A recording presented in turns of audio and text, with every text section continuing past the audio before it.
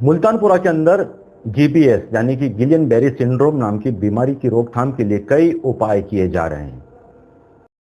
क्योंकि आसपास के क्षेत्रों में भी इसका असर दिखने लगा है, इसलिए स्वास्थ्य विभाग कोई कोताही नहीं बरतते हुए अब लोगों को जागरूक भी करने लगा है। मुल्तानपुरा के बच्चों को जीबीएस बीमारी से बचने के लिए उन्हें जागरूक किया गया। उल्लेखनीय है कि मुल्तानपुरा में सबसे पहले गिलियन बेरी सिंड्रोम के मरीज मिलने के बाद हड़कंप मच गया था। इसको देखते हुए दिल्ली से एक टीम भी आई थी, जिन्होंने घर घर जाकर सर्वे भी किया था।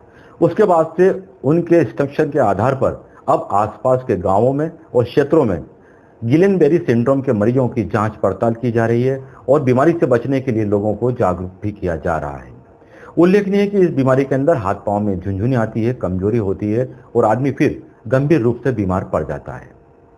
ये बीमारी काफी दुर्लभ किस्म की बीमारी मानी जाती है और मंदसौर जिले के अंदर इस किस्म की बीमारी के लक्षण पहली बार देखने में आए हैं।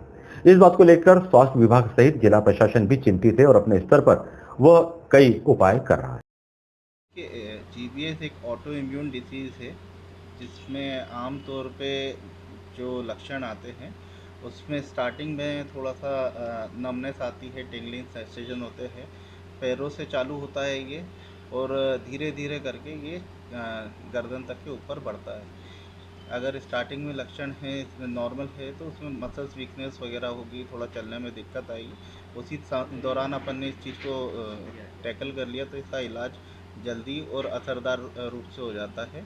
और यदि इसको गंभीर लक्षणों तक के बढ़ने देते हैं, जिसके अंदर पैरालिसिस होना चालू होता है और ज़्यादा बढ़ने पे रेस्पिरेटरी ट्रैक्ट भी इन्वॉल्व हो जाता है, तो उसके अंदर हमें थोड़ा ज़्यादा तकलीफ़ आती है, इलाज लंबा चलता है। इसलिए इसके शुरुआती लक्षणों पे ध्यान दें और इससे बचाव का एक ही तरीका है, एक तो जागरूकता रखें, दूसरा अपने आसपास में साफ़ सफाई रखें, भोजन साफ़ सुथरा बनाएं, जिस समय बनाएं उसी समय खा लें, उसको अगले दिन फ्रिज में रख के गर्म करके खाने की जो परंपरा चली आ रही है उसे हमें बंद करना होगा और साफ़ सफाई का विशेष ध्यान रखना पड़ेगा। और बच्चों के जो रूटीन इम्यूनाइजेशन है उसको हमें स्ट्रिक्टली फॉलो करना है, लापरवाही नहीं करनी है, जिससे इम्यूनिटी बच्चे की डाउन ना हो और किसी भी प्रकार का जीबीएस का जो खतरा है उसको हम टाल सकें। किसी भ्रांतियाँ फैली जा रही है कि किसी जानवर से भी होती है ये?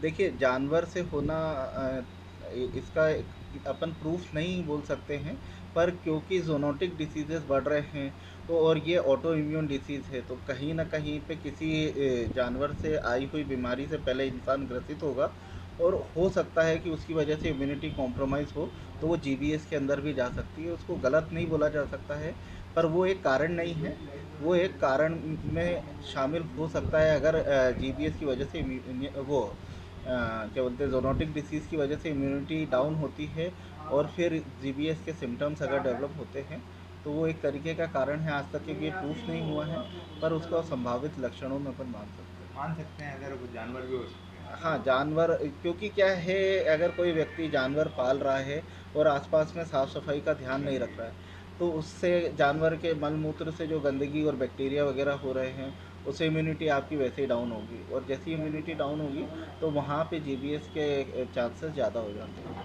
आपका? मेरा नाम डॉक्टर शुभम सिलावट है, जिला एपिडेमियोलॉजिस्ट मंदसौर।